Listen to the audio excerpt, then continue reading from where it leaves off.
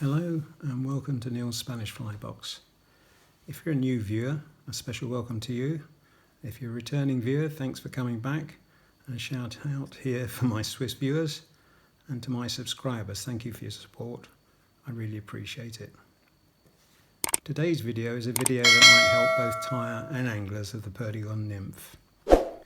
Many of you will not have fished in Spain, and very few of you will have fished competitively in Spain.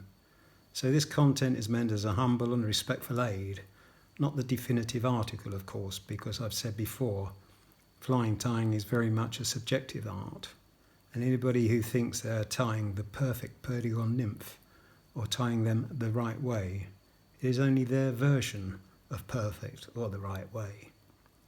I've also given a brief history of the evolution of the Perdigon in Spain in my video How to Tie the Real Perdigon Gasolina.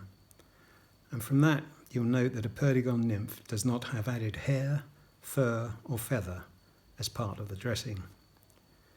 These additions would incur the nymph to be considered as a natural nymph as opposed to a Perdigon nymph. Generally speaking, Spanish tyers don't mount Perdigons on jig hooks. I understand the obvious benefits of tying on a jig hook: the ease of placing the bead on the hook, less interference when you're tying, and the Perdigon being fished inverted, thus minimising the fly getting snagged on debris or the riverbed. Is a jig hook absolutely necessary when you're tying a Perdigon? Frankly, no. Maybe Spanish rivers are different in that the natural nymphs generally are not large. It seems to me that Spanish anglers will probably only use sizes 16, 18 and 20 for much of the year. The climate in Spain is generally warmer than a lot of trout fishing countries, with temperatures of 30 plus centigrade around 90 Fahrenheit, not uncommon in early April. Thus larger sizes, 14s, 12s, are usually used during the colder months on the rivers where fishing is allowed. I've just fished a competition at the beginning of the 4th week of October with temperatures of 26°, around 80 Fahrenheit, and overnight temperatures well into double figures, around 60 Fahrenheit. Making the water comparatively warm to the touch, which means that fish are still extremely active and smaller nymphs are what's needed. As I understand it, Spanish anglers feel that a jig hook bulks up the profile of the fly unnecessarily, and they will only be used on natural nymphs in the very early part of the year when rivers carry more water, which is colder, and the trout are still lethargic. A bigger nymph presented to the trout will encourage them to expend energy to eat a larger morsel, whereas a smaller nymph will be considered unworthy of the effort. These are some of the reasons for them tying Perdigons on straight hooks. Here is an example of a jig hook and a straight nymph hook, both size 16 and both from the same manufacturer. The difference is quite clear. Indeed, if you have seen any modern Spanish tyer, they seldom use a jig hook for Perdigons. It is fair to say there is definitely a greater use of jig hooks when they're tying more natural nymphs. I touched on the subject of the bulk or volume of a Perdigon. The general view is that a slimmer tying will fall through the water much quicker than a Perdigon with more volume, purely because of there being less resistance as it falls. They believe it's down to the Perdigon getting to the trout quicker, and that's obviously where you want the Perdigon to be, where the trout are.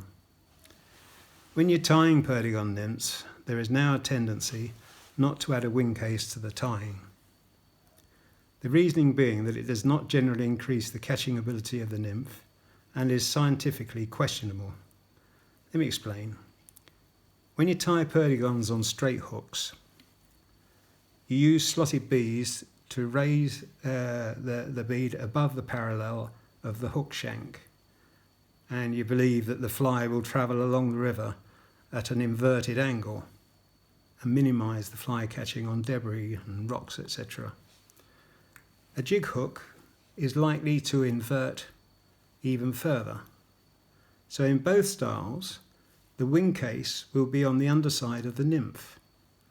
Do living nymphs swim upside down? No, I don't think so, although the entomologists among you will doubtless give me some examples. Many tyers are now using a black thread collar to mark a separation and to create the illusion of a wing case, but not actually adding one. If you feel a wing case is absolutely essential to your style of fishing, it might be more reasonable to place it on the underside when the fly is in the vise. Something like that. So when there's a juicy fat perdigon tied on a jig hook with a wing case on top, it looks really nice in the vise. But a slimmer version without a wing case will certainly catch trout, although possibly not the angler. If you usually tie perdigons on a jig hook, give a straight hook a go. The inventors of the modern day perdigon can't all be wrong, can they? Well, I hope that you find this information helpful when you're tying and fishing perdigons. As I said, these are my personal observations while I've been fishing here in Spain. And by the way, the perdigons used in this video are not specific, just something that I quickly tied up for the purpose of illustration. If anybody would like them, let me know in the comments and we'll sort something out. Maybe I'll add a few others. First come, first served. Thanks for watching, and don't forget to give it a thumbs up and subscribe if you haven't done already.